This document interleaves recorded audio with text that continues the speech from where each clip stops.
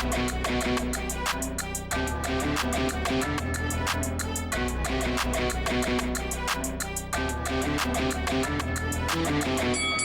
guys, welcome to Boxing Squared for boxing news and views from around the internet. These are the post-fight reviews for Arslanbek Makhmudov versus Mariusz Wach, Makhmudov dropping and stopping Wach, and also Simon Kean versus Showdown, which was the co-main event. A very fun fight, that one, which we'll get to. Both men down in that one. But the main event, so this was an Eye of the Tiger management card, which was in Montreal, Canada, and this sort of lived up to the test that I think many of us would have been hoping for Arslanbek Makhmudov. He's a guy who'd been coming up 13 wins, 13 knockouts, but a lot of the opponents until this point have not really offered much resistance. You know, a lot of first round knockouts, no resistance, or in the case of against Jonathan Rice, Rice was moving, so that was the sort of difficulty for Makhmudov to catch up with him. But this one, he had an opponent in Mariusz Wach who was notoriously durable, who has a good jab, and we saw him using that to great effect in this fight. It was a fight where Makhmudov didn't have it his own way. And that was something that I think we needed to see. How would he react? How would he respond? And it was a case, I think, for the first couple of rounds, Makhmudov was on top. He was the one that was outworking Mariusz Wach overall. Both were trading jabs. You saw Makhmudov deliberately trying to go down to the body as well. There was a fast sort of start, 20 seconds or so, but then Makhmudov settled into a pattern. His trainer, Mark Ramsey, was instructing him to box because obviously someone like Wach isn't going to lay down. You're going to need to break him down. So Makhmudov was in between boxing, and there was obviously sometimes he get a rush of blood and wild sort of right hand sort of come screaming in. For the most part, Mariusz Wach was able to stay out of the way. But in round 3, round 4, we saw something a little bit different. Mariusz Wach was getting into the fight. He was starting to sort of read what Makhmudov was doing, starting to time him, and his jab was landing with regularity. He was punching with Makhmudov. He was catching Makhmudov. Right hands, left hooks, and there were even a series of uppercuts in round 3 or round 4, one of the two. And at that point, I thought, well, this is exactly what we need to see, because Makhmudov is going to have to change something. He's going to have to adjust. And heading out of round 4, I thought it was 2-2 on the scorecards. Maybe some may have had it 3-1 Makhmudov. I think 2-2 was fair. But we needed to see an adjustment from Makhmudov. And it did come in round 5, because he started to work in the uppercut, and it was an uppercut and a left hook combination thrown with great effect, and Makhmudov had Mariusz Wach backpedaling, and you sort of thought, yeah, he looks a little bit sort of hurt here. He tried to sort of engage in a clinch, and then Makhmudov on him for the next 30-40 seconds or so, see out the round. And that was, and I was live tweeting all this during the fight, a confidence building moment, because he'd come back, he'd sort of stopped the rot, as it were, made an adjustment, and it paid dividends. And in round 6, both these guys, sweaty, looking a little tired, Mariusz Wach breathing in the big ones, but Arslanbek Makhmudov just put it on him. Started to connect with these, big right hands, left hooks, really peppering Mariusz Wach. And I think for some people, the unexpected happened. Mariusz Wach, the tall timber, went down. First time in his career off his feet, legitimate knockdown. Wach has been stopped before in fights where it's been on his feet, say Martin Bakole, and you also had stopped on cuts and also stopped by injury. But to my knowledge, this is the first legitimate time he's been knocked down in a fight. So that was a sight to sort of see. Notoriously durable, but the weight of those clubbing punches had him down. And the referee assesses him as he gives the count, and then he waves it off right at the end there. So Arslanbek Makhmudov gets a statement win of sorts. And I say of sorts because this is not a prime Mariusz Wach, it's a past prime Wach. But we have seen him in the past couple of years in some decent sort of level fights. Obviously, Dillian Whyte took him 10 rounds, and Whyte didn't really put a dent in him. So a guy like Makhmudov, really putting it on Wach, had to actually work for the win, go through a little bit of adversity. It was good to see. Made an adjustment, paid off, and gets a win that I think the heavyweight division should take note of.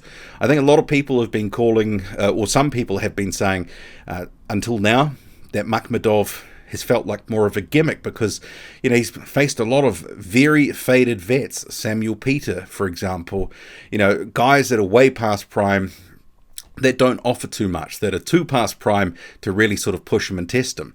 Even though Mariusz Wach in his 40s now, he pushed Arslanbek Makhmudov, arguably won round 2 and round 3, but Makhmudov made the adjustment, came back, gets the stoppage. It was a good win for Arslanbek Makhmudov. And let's hope that we can actually, see him push on from here. And I guess the question is, well, what happens? His promoter ahead of this fight has said if he can beat Mariusz Wach, he'll go up in the rankings. He is ranked in the WBC, and hopefully he can be in line for an eliminator or something similar. I think the reality is, even if there is an eliminator ordered, there's not going to be a lot of guys lining up to face an Arslanbek Makhmudov. So it's a challenge to get him meaningful rounds, meaningful opponents, and this has sort of been a struggle for the past couple of years. So the fact he was facing Wach, who was able to push him, test him, and ultimately Makhmudov stopped him, and this is probably his best win, on a par with Johnny Rice maybe. That win has aged well. It sort of shows that they've had some struggles. And I'm not sure that those struggles will end. I think they're going to have to be way overpaying guys just to get him in the ring until he gets in a mandatory position. But he's not quite there yet. So maybe a mixed bag with the opponents, but very good win. And he passed the test and looked impressive in spots in doing so. Obviously a lot more to work on, but he did the job. The other fight.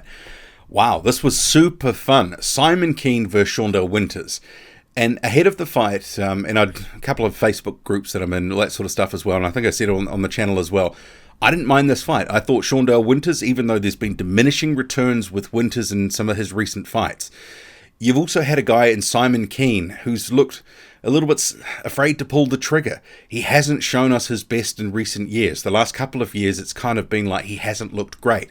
But this was the most confident version of Simon Kean I've seen in a few years, since he was knocked out by Dylan Carmen. I think that really took something from him, and he's been working to get it back. But he came in there for the first few rounds, was confident, was pumping the jab, he was looking for right hands. First couple of rounds, he looked pretty good. But Shondell Winters was hanging around. He was riding shots. His defense was okay. He was getting out of the way of some of the big right hands that Kean was looking to land.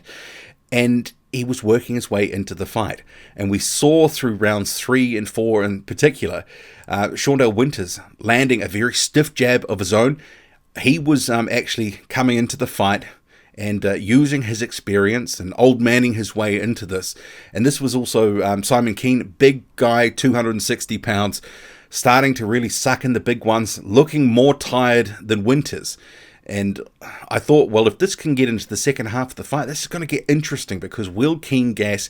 Is this going to be an opportunity that Winters can take advantage of? Because when he stopped Alexander Teslenko, it was a gassing Teslenko he took advantage of and took him out. So I was wondering, was that going to happen? And it looked like he was starting to really get into the fight. And round 4 was very clear a Winters round. Let's fast forward to round 6, because this was a wild round, and it looked to be the turning of the fight, because Winters drops Kean with a beautiful left hook. Kean is hurt, he's in trouble, but Winters doesn't retreat to the neutral corner. The referee had to turn around a couple of times to tell him to get back there. Ultimately, what could have been a standing 8 count ended up being something about 13, 14 seconds. So valuable time that Kean got to recover. And it wasn't too long after that he drops Winters effectively with a jab that Winters ran into.